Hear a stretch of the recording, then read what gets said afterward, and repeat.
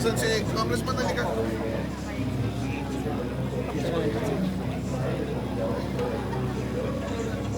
Bali po, ito po yung ating pinaka-command. Meron po tayong connection sa TV. Ito naman po is yung smart box na TV. Pwede po may connect sa internet. Para kung ano man pong international po balita na kailangan po natin tingnan, po natin. Dito naman po, nakakunod po yung ating parang smart umaangat po ng mga camera.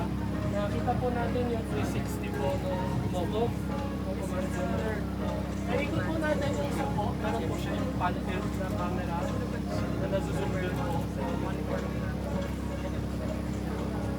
Tapos, syempre po, hindi po mawawala yung weather monitor natin.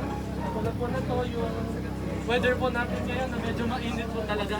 Parang 35 po. Inalabanan po ng ating aircon yung pinit po. Medyo hindi kinakaya. Tapos ito po yung windy.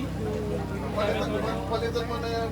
Opo, Dapat yung panahon. Panahon, tatlo po. Yan yung local, pag-asa yan. Opo. Ang panahon ay mas kumpleto sa video.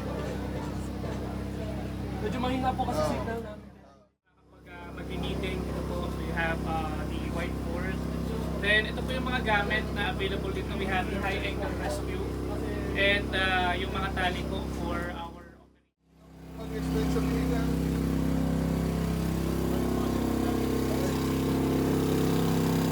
Yun. Okay, sino mag-explain?